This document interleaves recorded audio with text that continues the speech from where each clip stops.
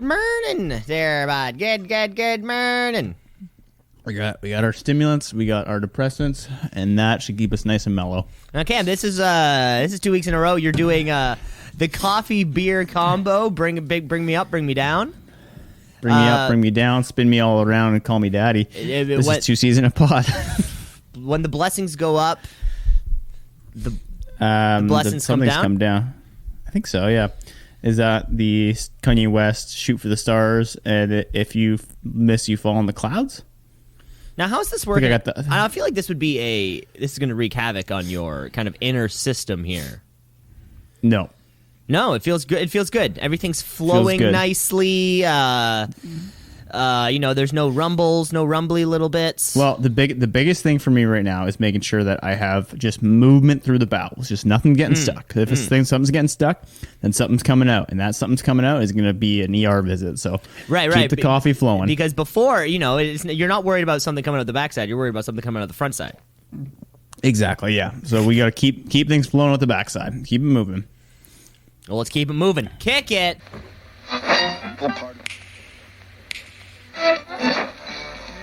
Continuing tonight on 2 C's in a Pod. 96.7 on your...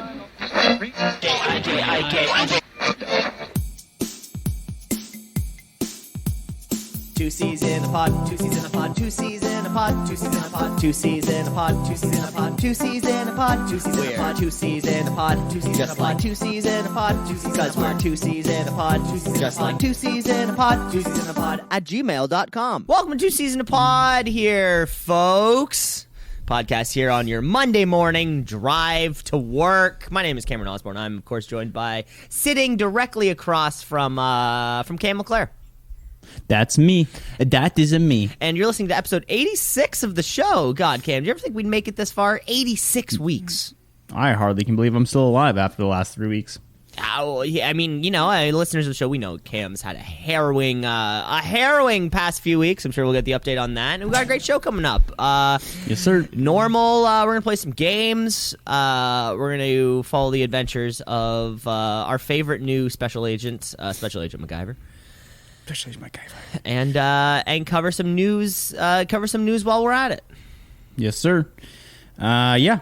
I got. What the hell was I going to talk to you about? Yeah. Did you watch the Mike Tyson, not the Mike Tyson, the Triller event last night, or at least catch the highlights? One thing I like. You must have got the highlights. One thing I like about it's these things, these new celebrity boxing matches. And of course, Cam, I think last week you went toe to toe, pairing up some celebrity fights of your own.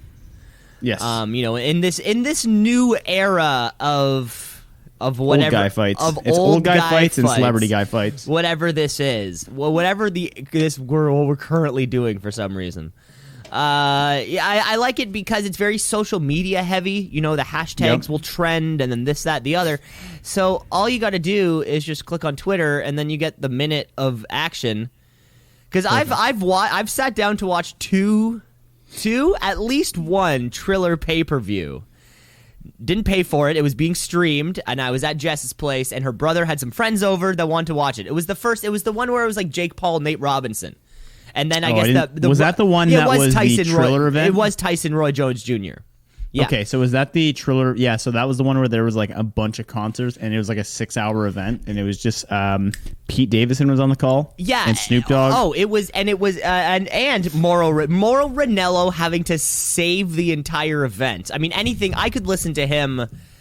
I could listen to him direct traffic. Quite frankly, yeah. Imagine him doing the Westminster Dog Show. That's the shit. That's what I want to see. That's what I want to see. No, but I did watch that event where, there were pre-taped musical performances, and it seemed like a 7.5-hour concert where you had more fun sitting in the room talking with friends and having a few drinks. Like, that was more memorable than any of the shit that happened on the screen. Yeah. And, so I have seen their production before, but one thing I like about, this social media heavy is that I can just go on Twitter, click the hashtag, look at the videos, and I get it. I get it. You get the idea. I get the whole idea. And I go scoop right past a live musical performance by somebody I don't give a shit about. Sure. Yeah, there was like a Sweet Hay on the last one. I don't know who's on this one. Who even is that? What's a Sweet Hay? Sweet Hay. You know, there's 2 new performers, both with the name Baby in their names, and nobody like red flagged that. Nobody was like, "Hey, Baby and Lil Baby, one of you needs to change your name," or like, "How does that happen?" Now, how does 2 people with like almost the exact same name? This is like a Michael Jackson, Michael Jordan thing. It's like, wow, that's so close. And then guys. there's Michael B. Jordan. Imagine if Michael B. Jordan was coming up at the same time as Michael Jordan. One of them would have been like, "God, I'm just gonna kind of rebrand myself." Dude, think about how bad the guy feels for Christopher D'Elia on the show The History of Swear Words. Oh my God, poor Christopher D'Elia. And that's a sincere story, by the way. I know that may have sounded sarcastic and some kind of thing. No, listeners, do you remember John? Old slobs remember there is a man named Christopher D'Elia who is a producer over at Netflix. For comedy. We thought it was Chris D'Elia, like trying to like save not Chris D'Elia. It's a whole different guy. Oh, that must be tough. There was also when John Jones was on, well, I mean, it's not like it's ever stopped, but hitting pregnant women, getting drunk, shooting guns off in the air, just doing John Jones shit. Yeah, that sounds on brand.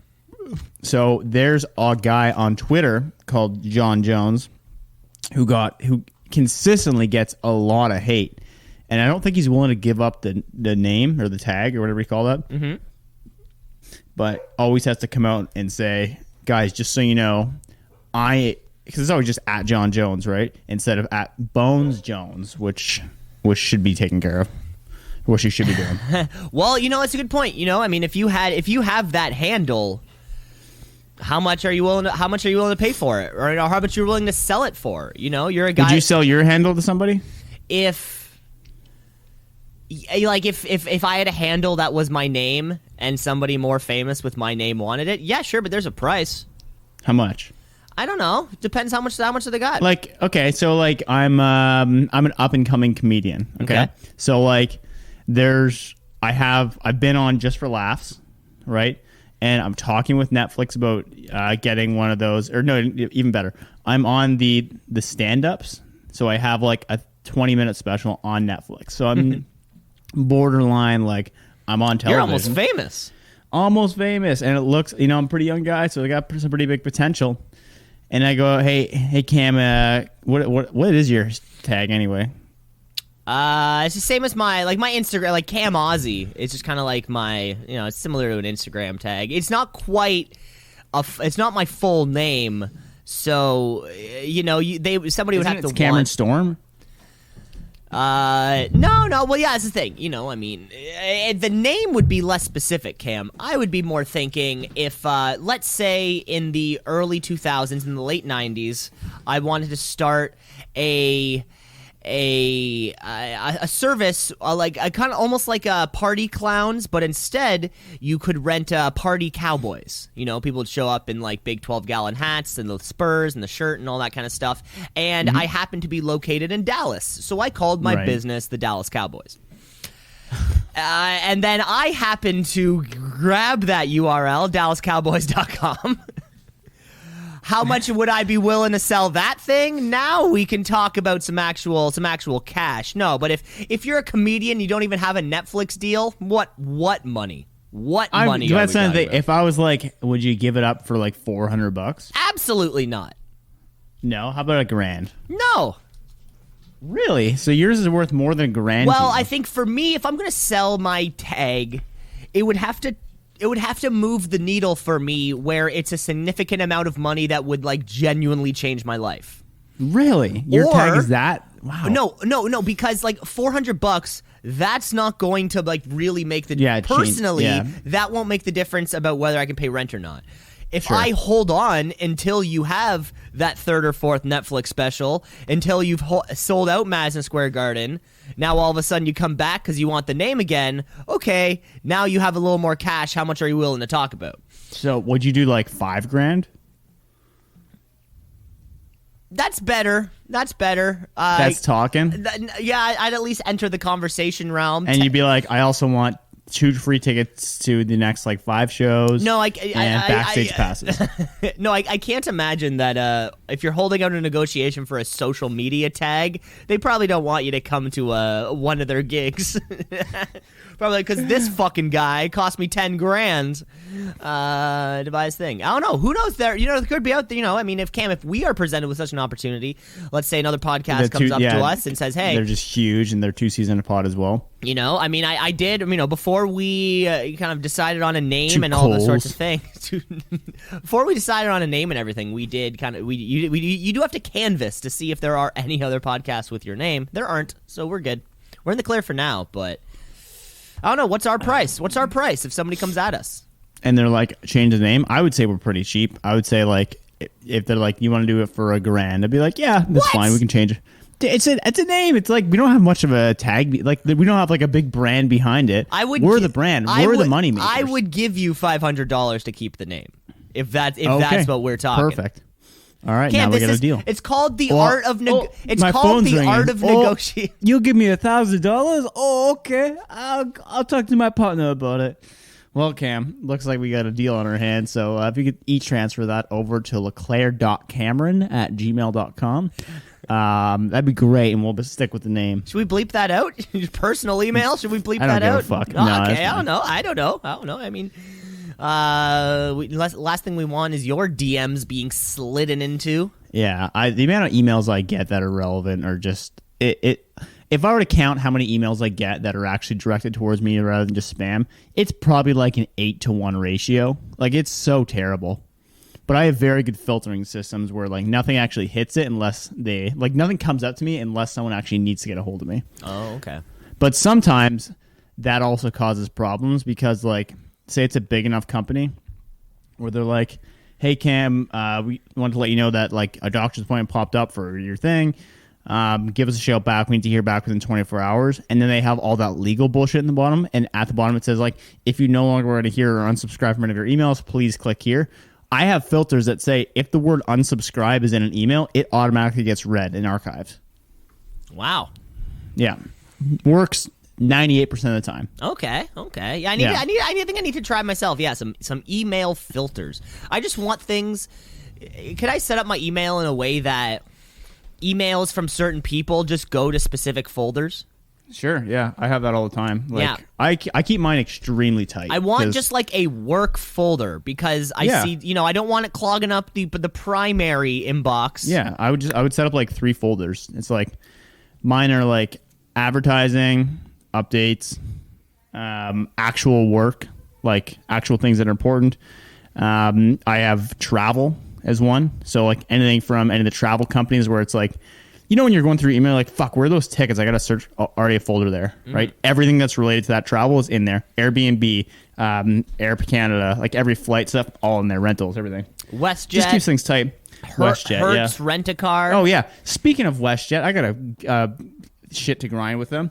They've moved 2 of my flights in the last week. Shit to grind. I got shit to grind with you. They just out of the blue they sent us an email. The Vegas one, they're like, "Oh yeah, by the way, you thought you were leaving after work. How's 10 a.m. sound? Because that's what we're giving you." It's like, oh okay, so I guess now I just need to take a vacation day that day. And they're like, "Yeah, you don't really have any other option." I'm like, what? And then a week later. They say on my way back to Toronto from Calgary, they're saying, okay, you were going to get home for 10 o'clock at night or something. Now they're like, now you'll get home for midnight. We're going to move it ahead 2 hours. So they're probably directly correlated. Yeah. It could be a targeted attack, which is really what it sounds like, Cam. See here, I have a solution for you. What? I know how to bypass all of this nonsense. Yeah, I'm sure this is going to be useful. So here's what you're going to do is you're going to go to a bank. Okay. You're going to say, hey, I'd like a small interest business loan. And they're going to say, okay, approximately how much money would you like? And you're going to say, I would like about $4 billion to start my own airline. And then what you're going to do, you're going to get the money. You're going to get the $4 billion. You're going to buy a couple planes, hire some pilots, hire some flight attendants. You're going to contact the sort of local, however, the radar people. You're going to kind of book your gate at each airport all over the world, by the way. so that Okay. you can assure that Private flights might be cheaper. so but that yeah, you can let me hear you assure out. that all of your chartered flights are on time and perfect every single time. I don't think you can even assure that. Okay, so not even in a company Yeah. that you run could you assure that what WestJet did would not happen. I feel like at that point, So who are You're you gonna mad get- at? I don't even know. Like it sounds like you want to be mad at WestJet, but you're aware that one little flight These to things Calgary happens. is like a fucking speck by on the 2 hours, they're global- like, we don't care. Yeah, Like, on the and they're like, global if you have a scheme of problem with it. us, call us, and we'll put you on hold for a while. And what am I supposed to say? Like, I got some shit to grind with you, WestJet. They're like, are you drunk, sir? You're like, it's a Tuesday, and I say yes. They would also to WestJet. They would also say, "Sir, shit to grind isn't a saying, is not folksy." It's not folksy. I never heard that. They're like, are you mixing sayings up? I go, I do that quite often, and I'll tell you what. You moved my flight ahead 2 hours, and I'm not happy about it. I go, okay, what do you want us to do? Change the... put it back. Give me that. Call the head of flying, I would like to speak with John Airplane, please. the inventor of the airplane, of course. Are the Wright brothers available to speak with? The Wright brothers are secretly in charge of every single arrival and departure time all over the planet. May I speak with Mr. Jet? That's WestJet, please. Wesley Jet. Wesley Jet, is he available? I would be fine to leave a voicemail as well. Okay, I'm at least. Well, it's great to hear that you've since calmed down since I've talked you off the ledge, so to speak. Let's get into the weekly show. Let's get into this week's episode of the podcast by looking back at last week's episode of the podcast, because we got some notes. Notes. We got some notes. We got some notes. Notes. We got some notes. Okay. And amendments. Yeah, I mean, you added the. Just words. They're all just words. Where do we start here? Lady killers. Hey, women can be murderers too. Women can commit crimes. We know this. We're all for inclusivity here on the podcast. Men, women can commit murder.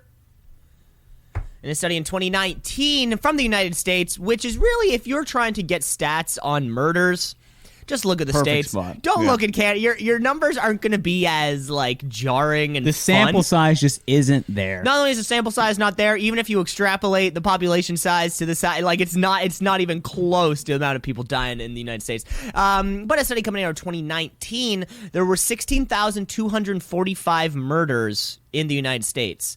Out of those, 10,335 were men, while only 1,408 of them were women. At the time of the study, 4,502 of them remained unknown. But even just Wait, what percentage? So I'm going to do that number again. One more time on that percentage of unknown.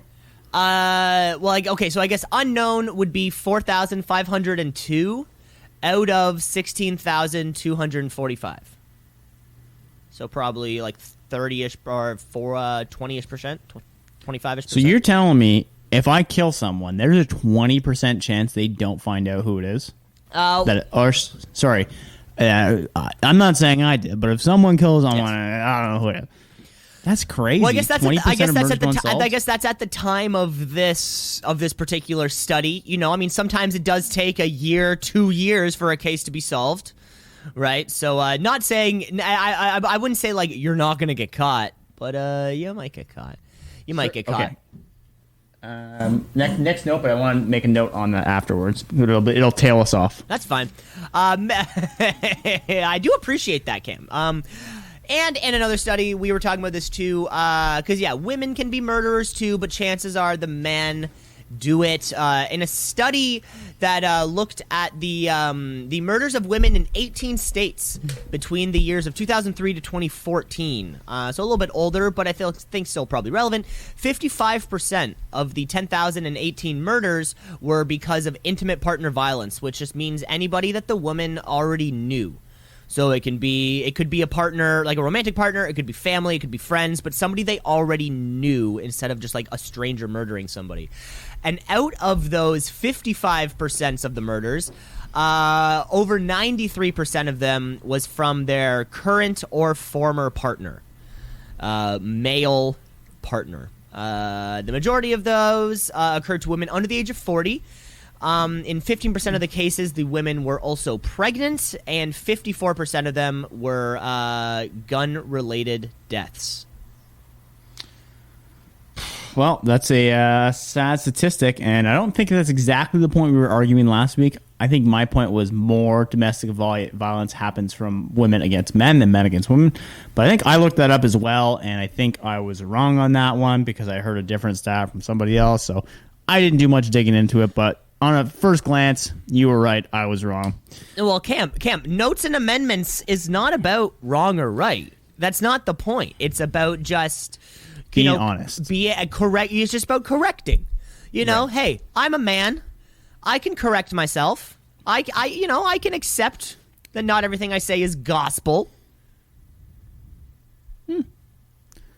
Plowing ahead. What else? We got any other notes, or is that the main one? No, that's it. That's all we got. That's all we got this week. So, women, you can be murderers too.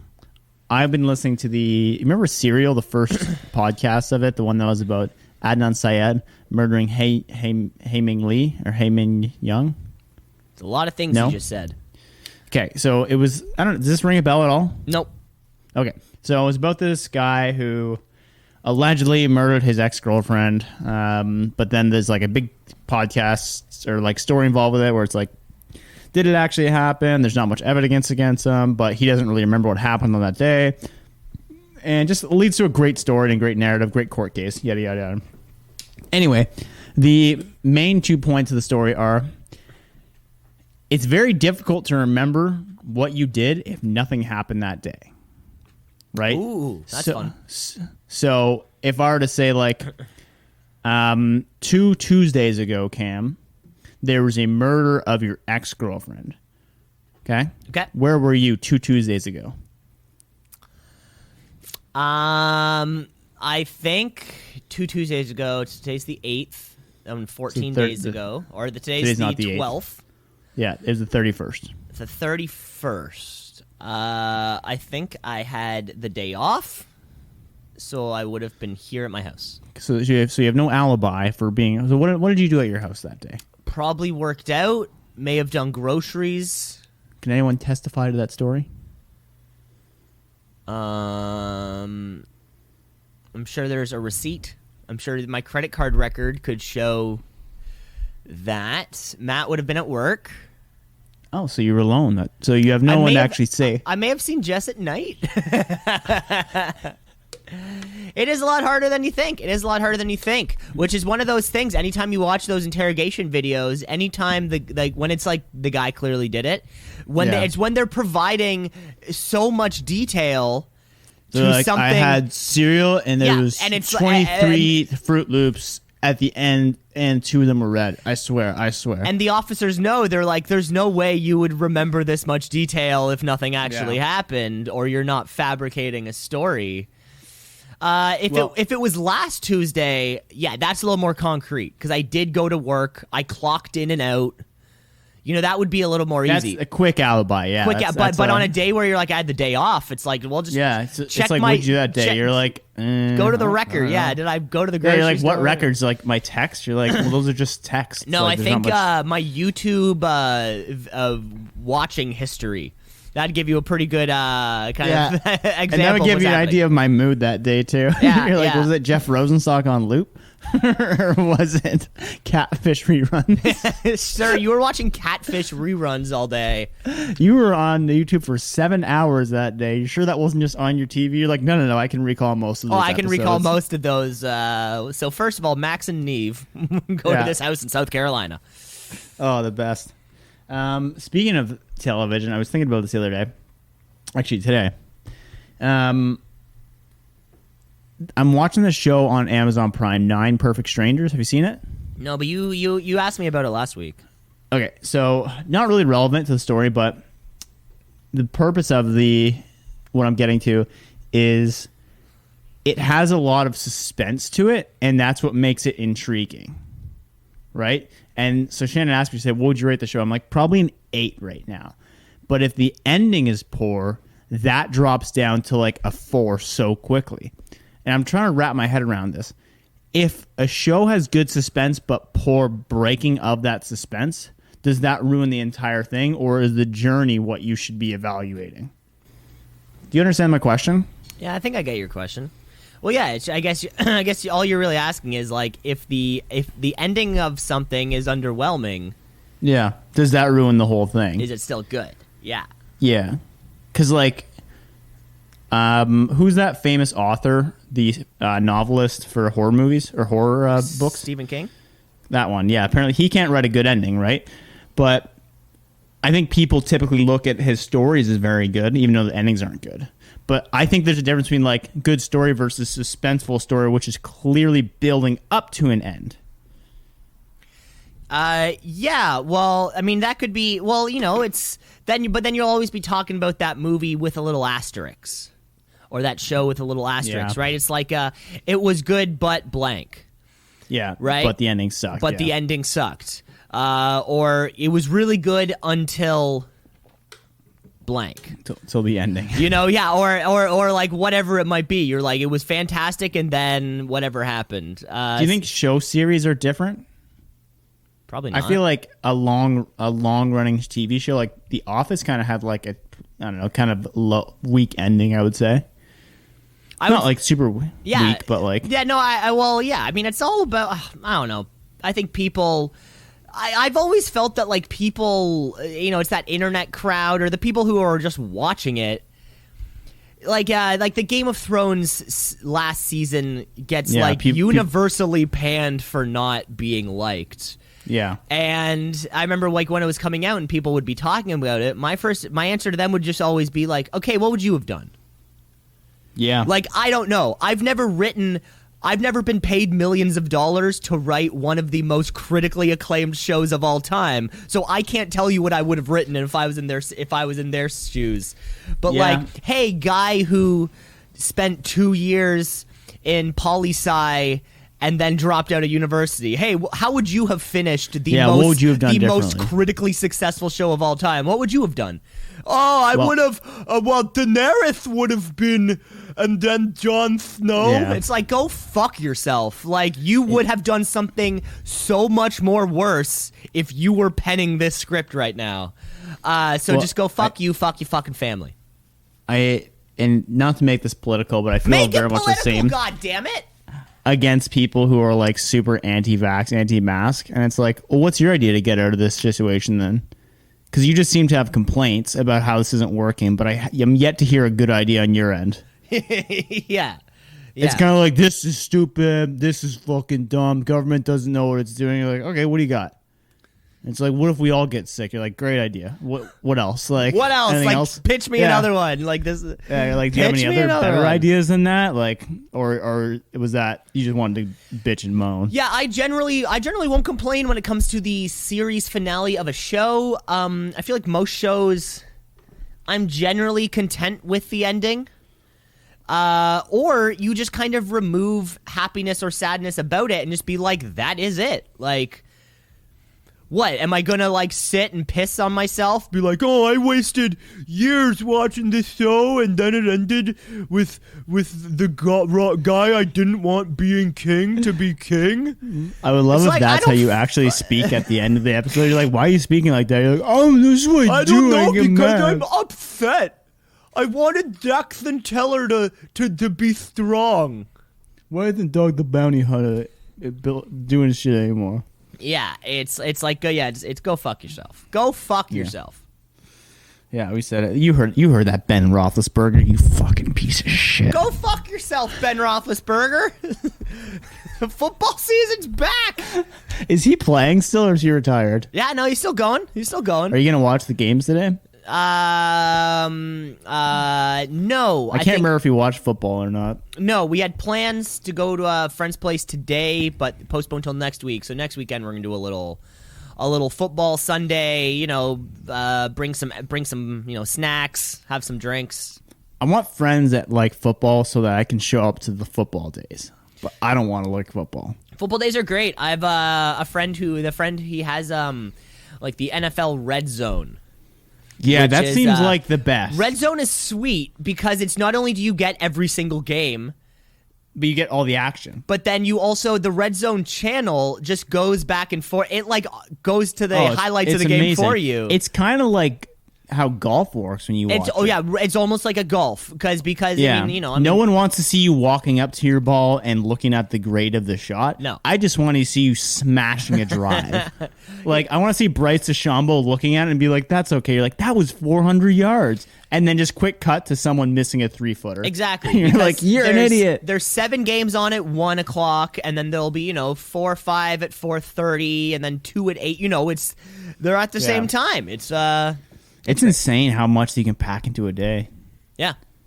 But it is, I mean, there's something beautiful about that sport for that. I think there's a lot of problems with football. But I can't say that I ever watched a full season, so I can't make real good complaints. I just have outsider complaints that are probably biased by other people saying them. Do you have a team that you would cheer for? My dad went to Dallas one year and got me a Dallas Cowboys, but that's what I mean. I don't really want to cheer for them because they kind of like that's the impression. My dad went to Dallas once, and now I say go boys. I don't really care. If I were to pick one, I mean, let me think. The Vikings, maybe. Okay, that's fine. It's fine. Yeah, that's fine. It's a fine one. I just like really, Adrian Peterson when he was playing there. As long as it's not the Cowboys or any team Tom Brady plays on, like nobody cares who you cheer for. As long as it's not one of those two teams. The Packers. I got a cheesehead at home. Fantastic. Yeah. Go Pack. Go Pack. Yeah, love the Pack. It's like, who's their star player? You're like, go Pack. That's all you need to say. That's all you need to say. I'm a cheesehead. I love the goat cheese. Oh, here's another thing. I was thinking about this. Man, it's just a lot of thinking this week. It's probably because I can't exercise. So you're exercising your noodle. Yeah, it's me and Shannon were talking about this. How hard do you think it would be to only source 1 week's worth of food from 100 kilometers within your radius? I don't get. I'll say that again. I don't understand the question. How difficult would it be for you to only eat 1 week's worth of food with food sourced within 100 kilometers of your radius? Oh, okay. Yeah, well, you'd have to find out what it all is. I think for us, it wouldn't be too bad because we live like near markets and like actual farmers. Mm-hmm. But there's a bunch of stuff you can't get, like coffee. Yeah, I think like coffee, rice, beans. And also, I am about 7 kilometers from Lake Ontario, so I feel like that really cuts into my radius distance because south I've got nothing. You have a lot of fish. I've got a lot of Lake Ontario fish. Okay, everyone talks shit about Lake Ontario fish. I'm sure they're good to eat. You can try it. Yeah, I think that's a myth. That would be very difficult. Yeah, I think for things like me, and like, is like our oats produced within 100 kilometers of me? I don't know. I have no idea. Yeah. I have no idea. We were thinking about it'd be a fun experiment, and maybe we can have like 5 items that we say this is our like outside of, and I think one of them for me would have to be coffee. Yeah, well, yeah, I think if you were to certainly try your best to, things like shopping at farmers markets, all that kind of stuff. Well, there's a lot of like farmers that are just like, we don't have stuff at our end of our driveway, but just come up to our house and just buy it. Yeah, I love those places. Anywhere you go near like cottage country or something, and there's just a sign on the end of somebody's driveway, just like with eggs, and then an arrow pointing up the driveway. Or they just have a cooler too. Like my neighbor up in Erin. They just have a cooler outside at the end of their driveway that says eggs $6 a dozen. They're good eggs. It's expensive. I feel like that's expensive. Yeah, I was gonna say it is, and I'm sure it's just one of those things where it's like people seem to pay for them, right? Yeah. So that's if people are willing to pay $6 for 12 eggs, shit. See, that's the thing. I mean, if I'm eating 4 eggs a day, yeah, you burn through those. You can get 24 for 10, which is like still, through 50 eggs. cents an egg. And they're all like they're not the same, they're all like an irregular shape, because they're a little more authentic. Jess's folks have chickens, and yeah, it's always bigger yolks. Sorry, Yeah, the yolks are yolked. Some of them are fertilized too. Mm-hmm.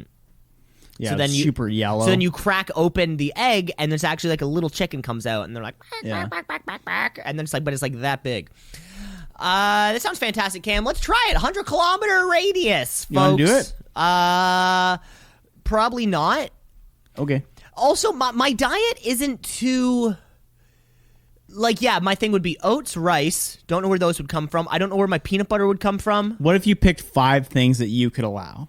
Like, I feel like you'd still have a tough. I mean, you kind of live near a market, but then it would just feel so douchey asking the person in the market, like, Exactly. Where was this source from? You're like, what? You're like, was it within 100 kilometers? Like, are you fucking serious? You're like, it's a thing. And that I'm if doing. farmers markets, I'm Yeah. sure, are comparable prices to some of the grocery stores or whatever, right? But like, I go to No Frills due to its like financial. 100%. Yeah, if I were to do it, it would be so expensive for the week. That would kinda be the but thing, right? I know, like, the reason I kind of thought about it is we drove past a produce stand that's literally just like guy with a straw hat side of the road that opens up, I think, like daily. Can't be daily. A lot of those places do not open on Sundays because of God.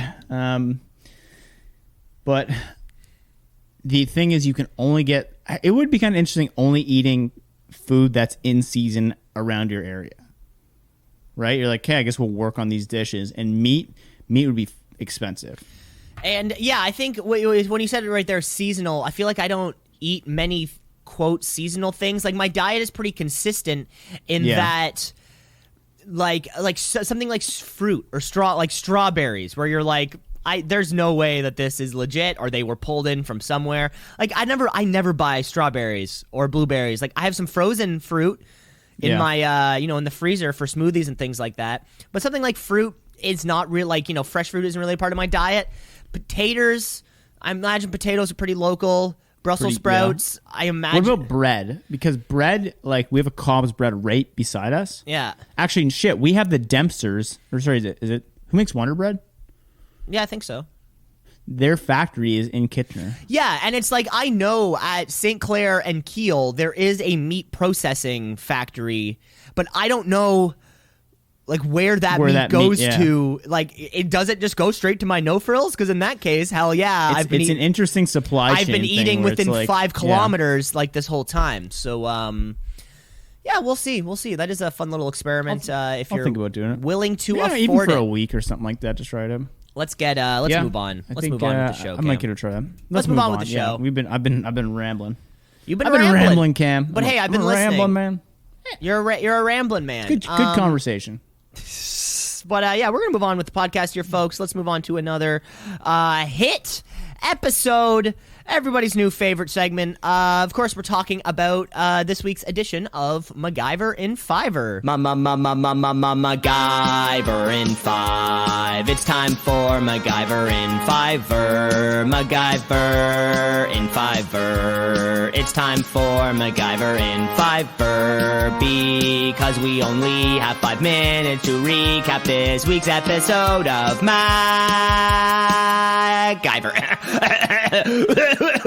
I gave her in a favor. Cam, every single week we recap. Every fucking week. We recap the adventures of MacGyver, who's we haven't gotten a first name yet. I have not caught a first name on this man. Have you? No, I learned the actor's name this week, but I was like, I've never heard of this actor, which I was kind of surprised by, because I thought it would be a name where it's like, oh, that's who that is, but no, it's just some jabroni. Just some jabroni. Well, yeah, every single week we cover another one of his adventures, and just like Knight Rider, we only have 5 minutes to do it. So this week, Cam, I think you're going to be kicking off this week's... I kick us off, You're going to kick off this week's 5 minutes. This was episode 4? 4? Episode 4, The Gauntlet. Cam, you're going to kick off this week's episode. We have 5 minutes on the clock. You count us down. All right. 3, 2, 1, start. This week's episode starts in a Knights of Arabia type landscape where Mac is breaking into an apartment to steal a map off the wall. We don't really know why or what it's for, but he manages to get it off the wall, rolls it up, and uses a bunch of map puns later on. Later on, while escaping, the guards are alerted and is now being chased by gunfire. Running out through this desert where there's camels and shit like that, he runs into a hiding spot and uses the map as a blowgun, or dart gun, blowgun, I don't know, like that, to distract a lady by shooting a rocket at her to steal an outfit so he'd fit in more with the local populace. He managed to disarm the guard with only his map by hitting it, then slides into the desert with his map by sliding it like a toboggan into the sand dunes and escaping in his hot air balloon. Oh, and you thought that's all he's going to use the map for? That's where you're wrong. While going up in the air balloon, he thinks he's home free until a guard shoots one hole into the balloon, and then for some reason they're like, that's enough, I'm sure he'll come down, let's not shoot more into there. But Matt climbs up to use the map and some tape which he has on him to seal the balloon, and now that's just the opening credits. Oh my god, it's so good every week. Okay, so now Mac is, I think he's in Mexico, where he's looking for a photographer named Kate Connolly. I think she's a journalist. She's been missing and her publisher wants him to chase after her. Max ends up going to her apartment, having some kind of confrontation with her dad or something. I'm not sure who he is. And she learns that she has a big scoop on her hands and wants to get access to a secret compound to get some photos of some corrupt politicians and get the incriminating shot of them making the deal. Ryerson is the man's name, weirdly in today's culture as well, is selling off some weapons and tanks to a dictator. Mac and the lady, Kate, are kind of watching and are taking camera shots. Eventually the guards hear the camera and they are then captured. Mac gives the camera and evidence away to kind of get away, but sticks one of the cameras into some C4, setting off an auto timer, and kabloom, our first trap of the day. Mac and Kate get away. They hide in a church where Mac attaches a bunch of firecrackers under the church bell, causing pandemonium in the town by... They hide under a bus, then they use the mirror as a bus for a periscope to drive the bus away while having gunfire upon them. Knowing the Jeeps will chase them, he attaches them together with a metal cable, so when they start driving, they flip over, giving Mac a clean escape. Cam, take it from here. So here we are, we're driving through the desert. Connolly's telling us about her lucky camera and that she would kill for it. Maybe more on that later. We get a bit of a backstory about MacGyver when he says he was born in Minnesota, and that's about it. As they're driving away, they get spotted by a spotter plane. They try to avoid the plane, end up driving off the road, down a hill, and into a river, and they are super oddly calm about it. They make their way through the river, and they set up camp for the night. Mac catches a lizard in a trap, and of course MacGyver knows how to cook. Connolly takes one bite of this thing, and she's already smitten. She's fallen head over heels in love with MacGyver and offers to share her bed. And, Mac can't say no. The next morning, the bad guys, with terrible accents, by the way, find the sunken bus. Mac and Connolly devise a plan that involves throwing Connolly into a couple of isolated bad guys so they can take them out and steal their car. I believe in Thor Ragnarok, Loki and Thor called this plan the Call Help. However, in the process, Connolly actually breaks her lucky camera, but at least they have some wheels. So now we're not in Mexico, we're trying to get to Mexico. So we're coming up to the border between us and Mexico is blocked by all these bad accent bad guys, so we need a new plan. We drive back and we find an abandoned farm where we devise a plan to cover the engine with used oil, making a smoke screen. So when we drive up, they won't be able to see us, and we also have a bunch of barrels that we fill with oil to use as some kind of explosive. When we arrive at the border, the car is fully smoking, and the army is at the bottom of a hill that separates us from Mexico with a river. The army, they see the car smoking, so they're ordered to head up the hill, where they slowly and very unathletically start making their way up the hill. Just then, Mac and Connolly hop out of the truck, light up some gasoline barrels, and just send them rolling down the hill, and the bad guys don't even know what's coming. Barrels are exploding, trucks have been totaled, guys are being taken out, but amazingly, one barrel makes its way all the way down the hill, falls into the river that separates us from the border, and it turns out that Mac and Connolly are in this barrel. They swim across the river to Mexico, which readily accepts them into their beautiful country. Connolly was able to fix her camera MacGyver style, which sounds more like a sex move, but they take a wonderful photo with the Mexican officials, and of episode. Wow, that was we crushed that one for time. Another fantastic episode. I think I like the Periscope out of them all because it was so. It had like immediately was happening, and he just like yells at her. He's like compact for her makeup thing. Yeah, I thought that was my invention of the week. I gotta say, I really like the what do you call it? Where he pulls out the camera and sticks it in and puts the auto timer on, as if they have like active C4 there. And he's like, "This should do the trick," and I'm like, I love it. It was another good one, and yeah, so Cam, good. Like you said earlier on, the kind of like the pre-credits thing, the opening gambit. As it's called, and in every episode on the credits, it'll say like opening gambit written by blank. And so I'm anticipating every single episode this week will feature, or sorry, this season will feature like a 7-minute thing that is so not directly related to the plot. It's so unrelated, but it kind of gets them in the area. You know, it gets it seems like it's a similar landscape. Yeah. It gets him to approximately where ish he needs to go. And this case was no different. Where was that supposed to be located, that episode? I must have missed where they said it was specifically, but we were crossing into Mexico, presumably from the south. So whichever country is one south of Mexico. Just one south. So where are you going? One south of Mexico. One ticket for one south of Mexico, please. Can't wait for episode 5 next week, folks at home. We hope you're enjoying it. Or if you're not. You know, I mean, maybe you just don't want to watch MacGyver and you would rather listen to us recap the episode, which is also totally fine. But let us know what you think. twoceesinapod@gmail.com. We would love to hear from you. Yeah. I mean, the segment's not going to stop, but we would just love to hear from you either way. Hey, let us know if you're actually watching the show or if you just want us to, or if you just skip ahead 5 minutes or 10 clicks of the 30-second button. 10 clicks of the 30-second button. Yeah, there's that. Yeah, because we've never gone over. Never, I don't think. No, I think once in the Knight Rider days, we did have to stop an episode. Or so we had to stop like our recap due to the 5-minute restriction. I think, we just lost track of time, and I was probably rambling on about some bullshit. Yeah, that sounds about right. But another fun week. Yep, I'm a rambler. You're a rambler. I'm a rambler, man. You have any other? I got a new hat today. Is that the one you're wearing? What one you're wearing? Yeah, I went to a golf outlet today because it said it was a golf clearance at a hotel, and then I found a hat. Went for the Adidas, not Nike. They didn't have any. They had like TaylorMade and stuff, but I was like, they had TaylorMade, Ping, Adidas. Yeah, but I thought this one looked cool. So it's real cool. That's my story of the day. All right. What do we do next? 47 minutes in. Wow, Cam. Well, we have so much we can do. That's what I'm saying. It's 86 episodes into the show, and every day feels like a fresh adventure to you. Every day feels like I've never met you. Every day it feels like this is your very first episode of the show.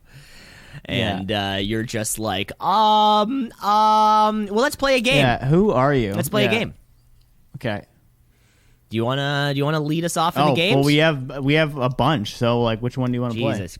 Jesus Christ, game. This is where you, as the host of the show, just go, hey, folks, just go. This is what's happening. Hey, folks, we're gonna play a game today called Urban Dictionary Balderdash. AIDS, bum, cum, douche, edge, fap, gimp, herb, ike, jerk, cush, lamp, mac, narc, oaf, pank, queet, re, slore, tilth, uff, vag, walk of shame, zon, yeet, and zuck. Now let's play some Balderdash. Urban Dictionary Balderdash. That's where we comb through the internet to figure out what the kids are saying these days. Classic segment, us combing through the internet with a fine tooth. Yeah, and we're checking every crevice out there to figure out, are there words we don't know that are in the English language that are spoken by people under 25? Then we'll get a hold of them and we'll test each other on what they are. Cam, I'll kick this one off. Go ahead. I've actually got for you today. It is it's an acronym. Ooh. Woo! Okay. The acronym is CRAFT. C-R-A-F-T. CRAFT. This is so hard. It's okay. Well, Can you use it? Oh, yeah, you got to use an acronym. So A-F-T. C-A-F-T. Okay. Please use it in a sentence. I will use it in a call and response. Okay. Where did you go after we left the bar? Response. I don't know. It was a craft night. So I definitely don't think it's where you do crafts. Oh my god. Like, this is so hard. It's 5 words I have to get. Craft night. I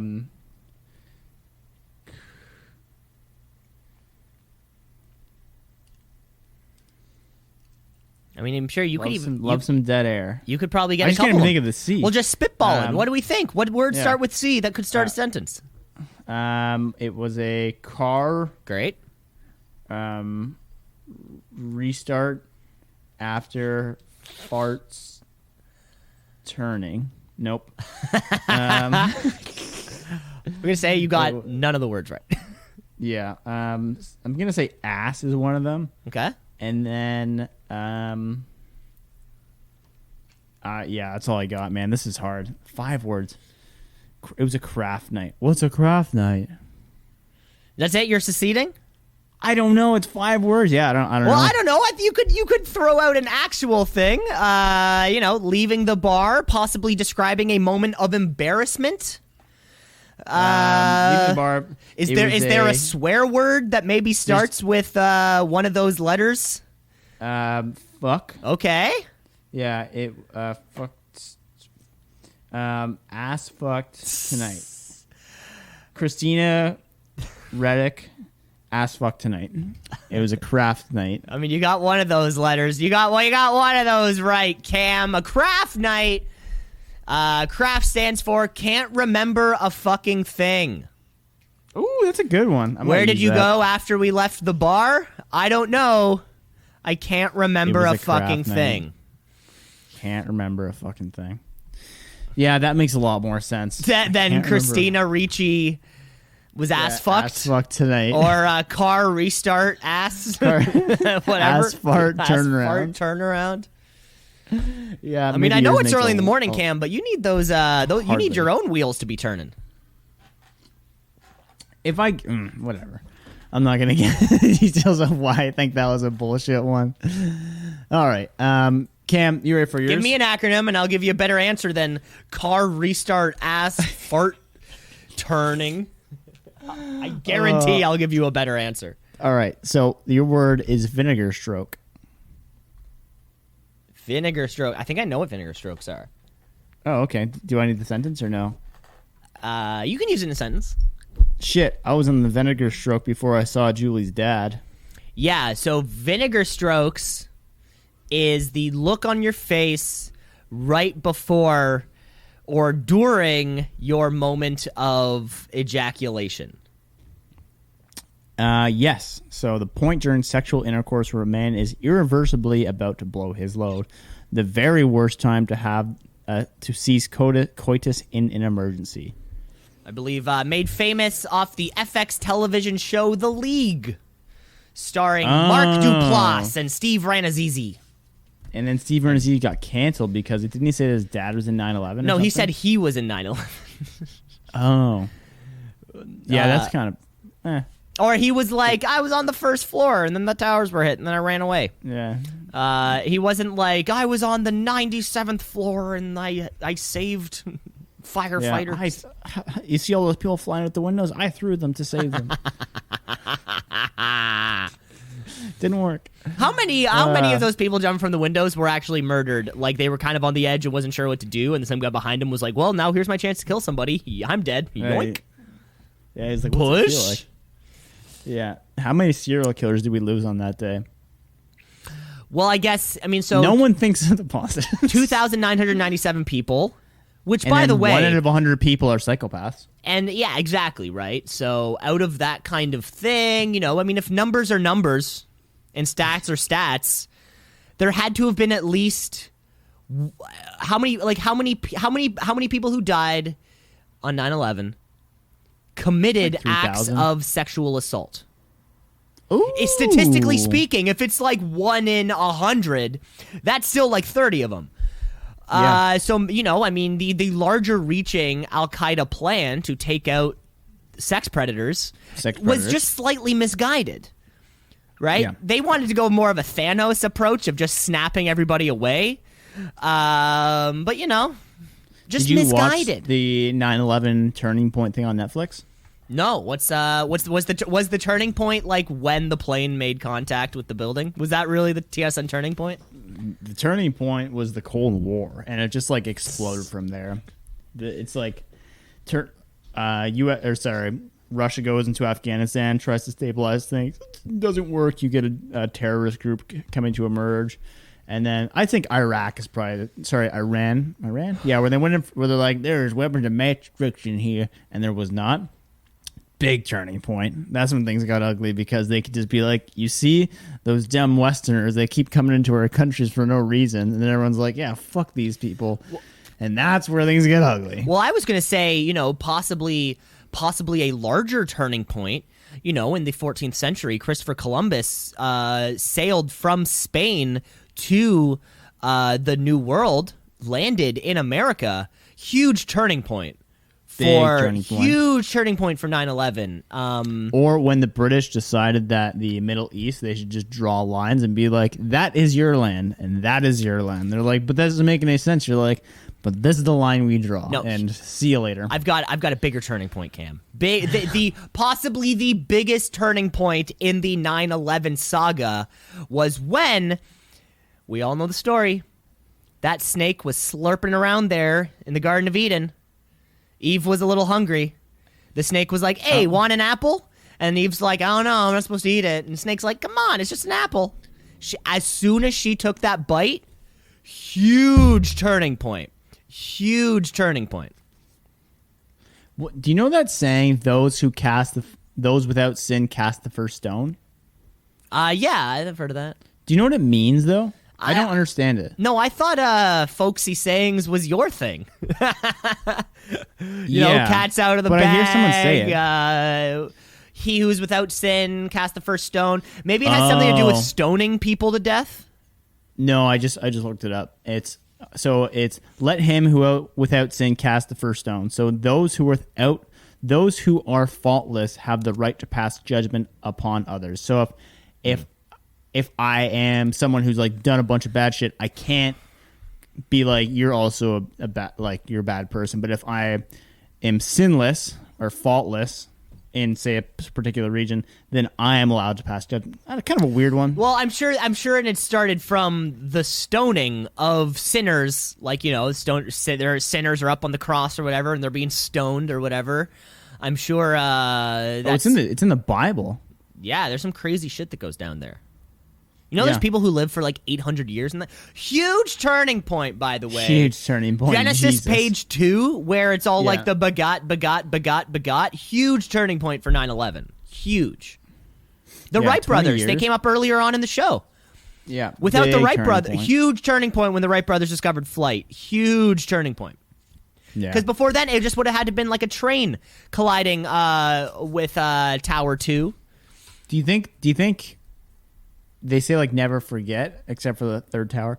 Tower 7. Tower 7. Oh, what? Anyway. Well, it was the third tower, yeah. Third tower, Tower 7. Anyway, how many years before there's just like, no, it's like, did you know that 52 years ago 9/11 happened? And people are like, oh, I forgot about that. And then, someone yells like, those without sin cast the first stone or something like that. But then you get mad. America will always remember that day. That will be a day, and maybe certainly not on like the, it's this, it's the 27th anniversary of 9/11. But, like the big kind of like every 5 years, that big mark, the 25 year, the 50 year, the whatever. Yeah, they'll never forget that. There was a lot of shit that went down there. They'll never forget They'll never forget George W. Bush standing on the pile of rubble with a megaphone. And then later that day, going to Yankee Stadium, not only throwing out the first pitch, but it was a fucking laser beam strike. I knew you were going to bring this up. It was a strike right down the middle. Just throwing smoke. Like, nothing is more American than the President of the United States arriving at Yankee Stadium after the largest domestic terrorism event in the nation's history and just throwing a fucking perfect strike down the middle. That's so American. Here's the second most American thing. When George Bush was on top of the military cruiser with a giant banner saying mission accomplished, and then the war went on for another 15 years. Oh. That's America. Nothing's more American than delivering a quick press conference and then smacking a drive 260 yards straight down the middle of the fairway. Oh, beautiful. What a guy.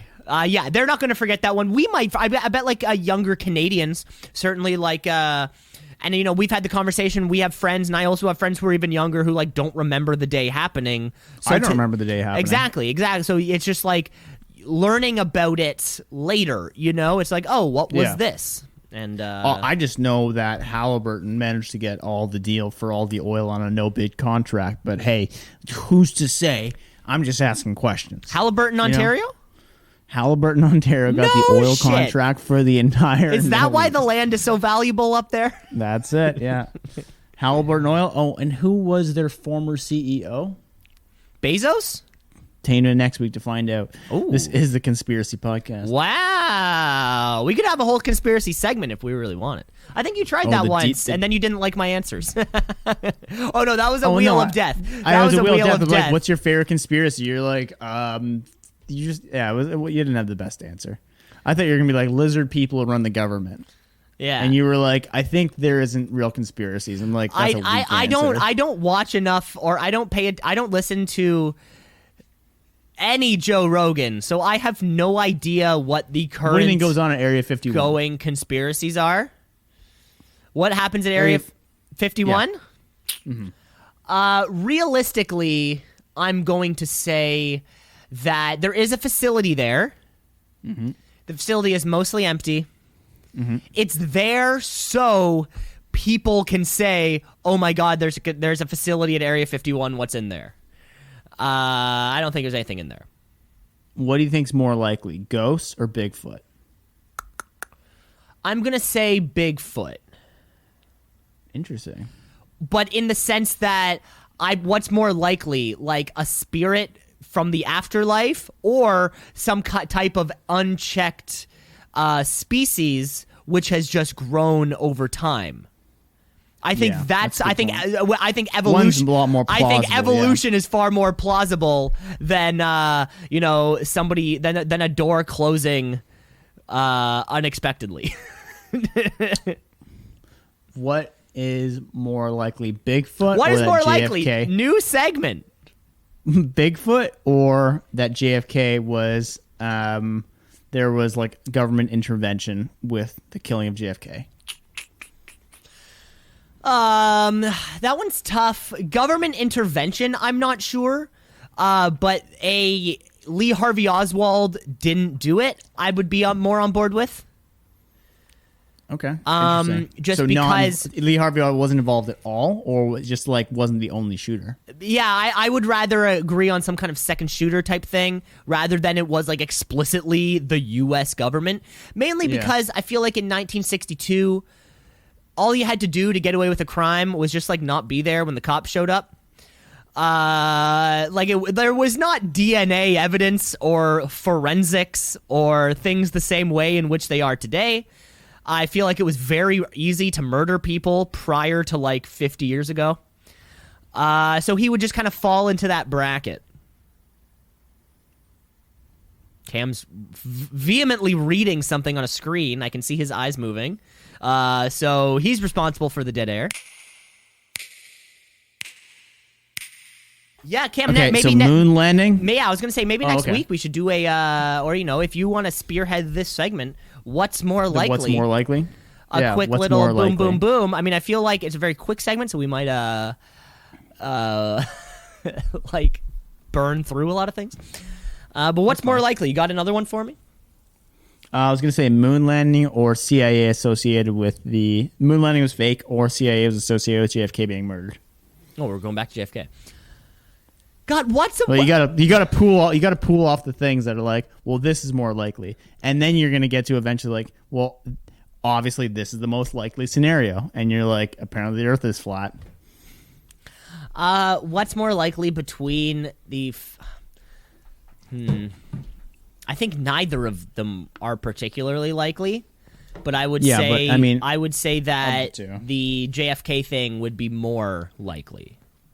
Yeah, I think that's fair. I think that's, I mean, one involves so much cover up, and then the other one is the moon landing. Yeah, and also See what I did like, there? yeah, that's a good one. That's a good one. That's a good one, Cam. Yeah, I don't think people have time for conspiracies, or like, nobody can keep a secret. Nobody. That's what I mean. Like the moon landing would just require so many people. It's been decades and decades. Like, there's no fucking aliens here, guys. They're not here yet. They are not here yet, guys. Just chill. You know how many people would have to like be involved in keeping this a secret? I mean, hell, like rumors, rumors Bob of Lazar. wrestling matches. Look at the Bob Lazar tapes. Look at the Bob Lazar tapes. We're not Cam, turning this into a something. Rogan jerk each other off fest, Cam. This is two What do you season mean apart. we're not jerking each other off? Yeah, that's why the camera on Joe Rogan episodes, you know, the camera's very well placed, so you just sort of see the top of the table. You don't see any other details like side cuts or anything like that. It's because Sure. they both have each other's hands under the table, just slobbering on each other's cocks. Wow. Yeah. What's more likely? What's- that theory or we never land on the moon? What's more likely, the moon landing was pre-taped, or Joe Rogan every single week is just masturbating his guests under the table while his guests are masturbating him? Obviously that. Wow. Obviously Wow. that. We're going to get canceled by Spotify. Yeah, we're gonna get canceled by Spotify. Yeah, that works. That works out. That's likely. That's what's likely? gonna happen. Fantastic. Cam, no more jerking each other off though. We gotta get to our final. We gotta get to our final game of the night. We play it every week. We play it every week. It's called Headline or Asinine. Hey, hey, hey, headline or asinine. Hey, headline or asinine. Once again, we All right. comb through the internet to find We comb through the internet. to find the best, potentially real, potentially fake news stories. Cam, do you want to kick this week off? I would love to, Cameron. So this week, headline or asinine, a big ship got stuck in the Suez Canal and blocked traffic. Again. Another one. Yeah, no, I think, was it the Suez Canal, or it was like not the Panama Canal. Yeah, a few months ago there was a ship stuck in a canal, presumably some kind of trading vessel, you know, with big containers transporting goods and women, and it got blocked. So I guess the likelihood of it happening again would probably be it, right? You know, I mean, what is Murphy's Law? Like, the most likely outcome is probably the outcome. Probably because it's too shallow. It's not what Murphy's Law is. You know what I'm talking about. Yeah, so, like, if something happens once, That's Occam's razor. it's probably going to happen again, right? Like, people are dumb. Shit happens. I wouldn't say that, but it does sound exactly like it could happen. And I think the fact that it was stuck before already just kind of creates a fun little precedent. So I'm going to say that's a headline. This is a headline, but obviously not as big as a disaster as the last one. But just kind of funny that they haven't ironed out the making sure this doesn't happen again. So it is again the Suez Canal, where a large bulk carrier vessel got wedged on Thursday in Egypt. But I'm not sure why this didn't have the same resolution as last time. Apparently there's two lanes, like one going north, one going south, and they just redirected traffic so there wouldn't be much of a disruption. And they managed to get it out within like a few hours. The cargo weighed 43,000 tons, which is pretty insane when you think about it. I know that just sounds like a number, but that means it is 86,000 pounds on a boat. Good math. Yeah, Quick math. crazy. Quick math there. Yeah. There you go. Anyway, so yeah, they took 61 vessels to pull it out by little tugboat standards, and it managed to get it off and running again, and there's no problem. But it's just a fair warning that these things happen, and I guess they haven't really ironed out the details of how to keep 86,000-pound boats from getting stuck. Probably, yeah. I mean, I dare I say, they're going to need a bigger boat. I got one here for you, Cam. Headliner asinine: eating one hot dog could take 36 minutes off your life. This is such an article that you see at the bottom of the articles that I read that are like, costs of hair transplants might surprise you. And then beside that, eating this. You won't believe which child stars are dead now. Yeah, it's like apple cider vinegar can do what to your erections? You're like, what? So 36 minutes left, which is like, I'm almost certain that it is like a number that they've done with some bullshit arguments. I mean, like, if you look at the average person who ate a hot dog, they died. Like, that's the basis of the research.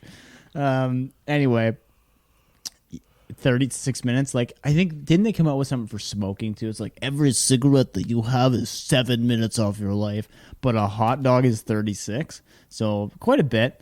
Either way, I'm sure someone kind of did some bogus math and came up with this. I'll take it as a headline. Cam, this is a headline here for you. Oh, gosh, I was hoping a little more out of you. This study comes out of the University of Michigan, who looked at 5,853 foods in the United States to measure their effects in minutes of a healthy life gained or lost. They create an index that calculates the net beneficial or detrimental health burden in minutes of life associated with a food. The study is being called the Global Burden of Disease. So, for example, 1 gram of processed meat was found to take off 0.45 minutes of your life, where 1 gram of fruit is said to have gained 0.1 minutes of life. So, of course, the foods that were examined in this particular case was a standard beef hot dog on a bun, where its 61 grams of processed meat resulted in the loss of 27 minutes of life. But the lesser quality of hot dog could even result in 36 minutes off your life due to sodium, fatty acids, these sorts of things. Although all the researchers did the math, what they found in their index proves exactly what just kind of sounds like common sense, which is eat healthy equals live longer. Eat within 100 kilometers and you'll live past 100. That I heard it. I heard that first. Facts. Headline. All right, Cam, you want another headline? Mm-hmm. 20 dog breeds with good hair. Nope. What else we got here? 1 vinegar trick you aren't supposed to know. Nope. The price of private jet rentals in Canada might surprise. No. All right. Okay. Taco Bell wants you to send back your used sauce packets so it can reuse them. Oh, baby. You know, I mean, I'm sure every fast food chain is looking on how to reduce their environmental footprint. You know, I mean, of course, we went from plastic straws, now the paper straws thing. Which suck. I mean, I think really the solution, honestly, hot take, the solution to paper straws, don't get so many drinks. Get a straw. Don't go out so much, you fat fuck. That's the solution to paper straws. But in this case, Taco Bell. Now, the hot sauce packet seems like a weird place to be like, that's where we're going to save the environment on this one. Yeah, our carbon footprint is killer. You remember when Tim Hortons? You remember Tim Hortons used to, like, if you're like, is it for here to go? You're like, for here. They would give you a tray and they would have their dishes. Yeah. And you're like, boom. To me, that's where you're going to save the cash. It's sort of like the people eating in at a fast food restaurant. Give them a plate. It's not cash. It's carbon footprint. You're carbon footprint. Sorry. Yeah, give them a plate. Give them a cup for their soda. Give them a little ramekin for hot sauce and things like that. Be like, boom. That's where we're going to save the carbon footprint. Not like a bunch of stoners who got Taco Bell delivered via Uber Eats, and now they have a bunch of empty hot sauce, and then you expect those 22-year-old degenerate burnouts to save those hot sauces, drive them back to the Taco Bell. And then what? Is there like a collection, like a collection bin, like it's donations at church? Like, is it just like a big box by the front? They're like, put your used hot sauce here. Seems like a weird thing to do. I am going to say that it's asinine. This one's a headline, and it's actually a continuation of a story because we covered a similar story like this probably about a month or two ago, where they just said they were trying to reduce the amount going to landfills and recycling them in stores. But now they're going a step further and going through a company called TerraCycle, trying to divert as many used sauce packets as possible away from landfills. So what you do is you sign up through TerraCycle, you get a box, and you fill up the box filled with... This is very distracting because there's 9/11 footage going on the same page, which is just very distracting. Cam. I'm not looking at it, but it's towers literally just going down while I'm trying to read them. Like, write it down on like a notes document. Interesting. Okay, so I like to read it. I like to read it beforehand, and then I generally know where to look for like quick details. Anyway, it's a system that they don't actually list how much their carbon footprint's going to reduce by this, but their goal is just to reduce the amount going through the landfill. In my opinion, there's probably better things you can do, and this might just be one of those things to grab a good headline so everyone's like, oh, Taco Bell is doing good for the environment. And that's a headline, cammers. Wow. Okay, Cam. Going for you here. Headline or asinine, Cameron Osborne gets pulled over by police after texting while skateboarding. Cameron Osborne gets pulled over by police while texting and skateboarding. Wow. Well, I don't think you have a skateboard now. I do. I do have a skateboard. Oh, you do? Okay. Okay, that's a hint. That's a huge turning point in the headline. Big turning point. Wow, this would be crazy if someone wrote a news report on you about this. I think it'd probably be, if anything, from when you were like a kid in Newmarket, but then like what were you texting at that age? Like when were phones readily available? Yeah, you were probably texting and skateboarding and you got pulled over. But I don't know why they'd write a whole damn news article about it. Maybe you were mouthed off to the police, or maybe it was just like you lived in Newmarket. Because I see this shit happen all the time in air newspapers, where it's like local boy. Normally for crimes they hide the name or like buried in the paper, but they'll be like local boy charged with texting and skateboarding, and then someone's like, we need to stop skateboarders. It's a crime, and then there's another kid that says skateboarding's not a crime shirt. Anyway, I'm rambling. I don't think someone wrote a news article about this specifically. I feel like you're pulling a little bit of shit out of your ass here, and grinding some shit. That's asinine, Cam. Cam, that's asinine. I made it up. No, there was a car was stolen at Loma at work last night, and I skateboard to and from work every day. And do you? Yeah. And I was like leaving work and kind of just choosing a song on my phone, but there was a bunch of police around me, and I was kind of like, yeah. Would they be like, hey, get off your phone? I don't know. Just thought about it. Didn't happen, but. Oh, I almost got pulled over by police while I was biking one time. Mm-hmm. Did I ever tell you that? No, I don't think so. Wait, you almost got pulled over, or you did get pulled over?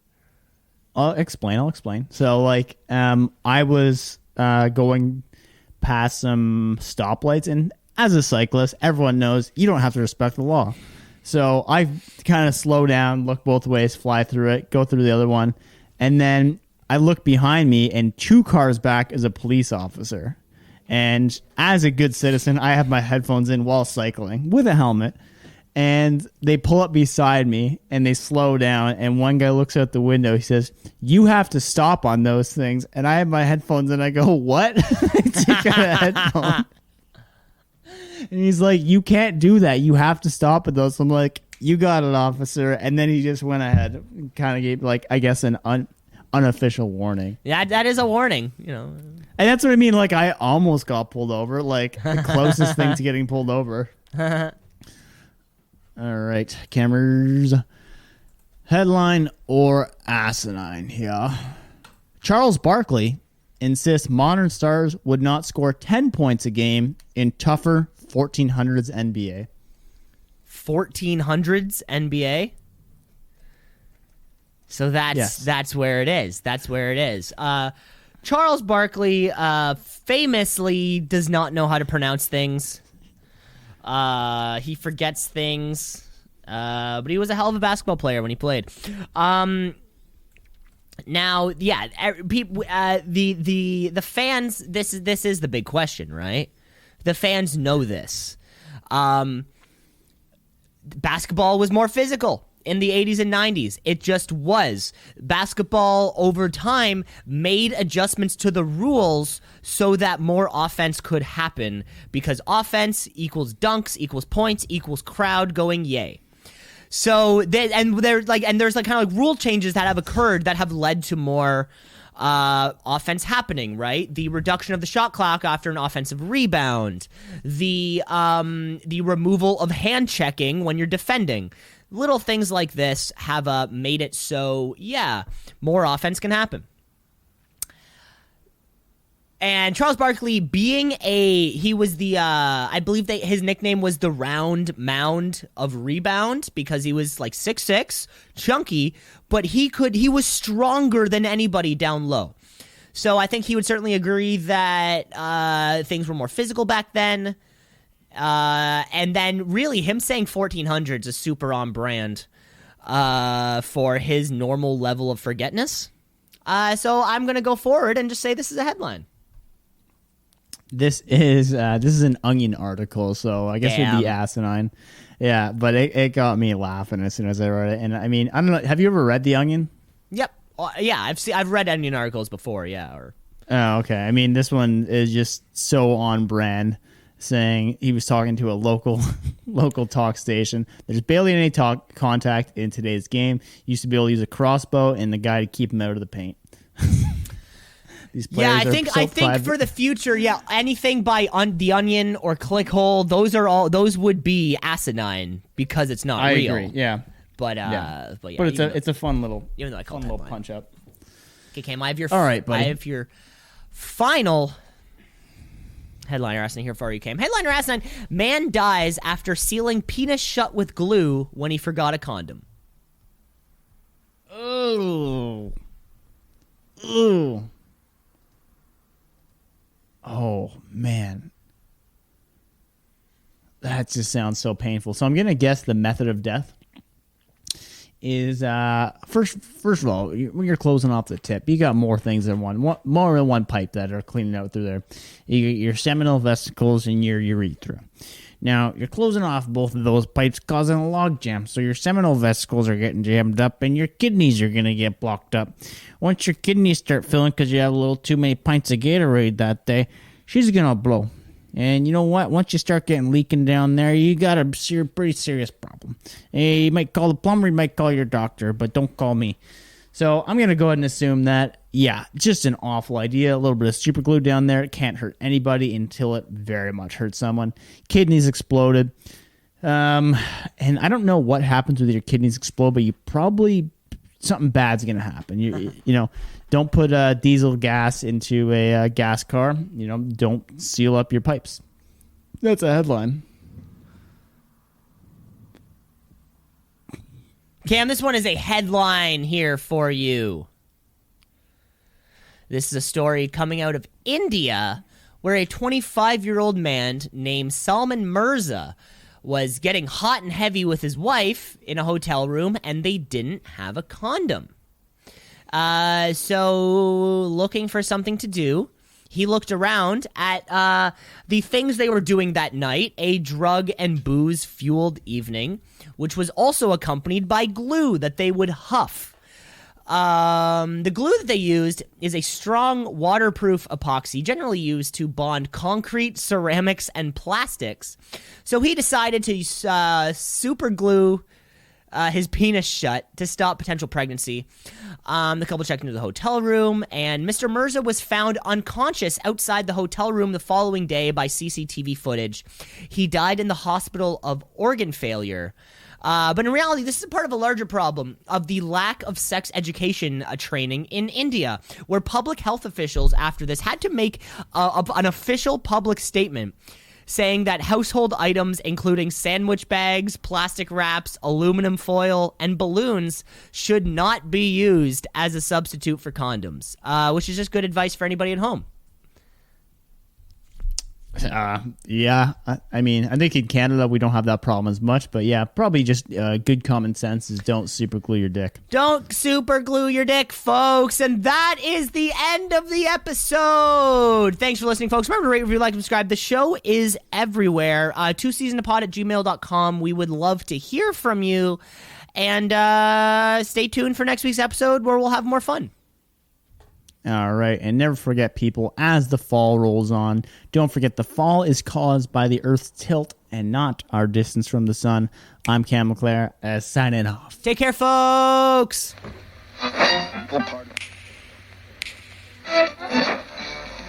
Continuing tonight on Two C's in a Pod.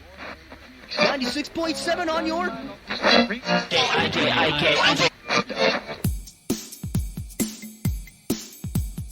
Two C's in a pod, two C's in a pod, two C's in a pod, two C's in a pod, two C's in a pod, two C's in a pod, two C's in a pod, two C's in a pod, two C's in a pod, two C's just like two C's in a pod, because we're two C's in a pod, just like two C's in a pod, two C's in a pod at gmail.com.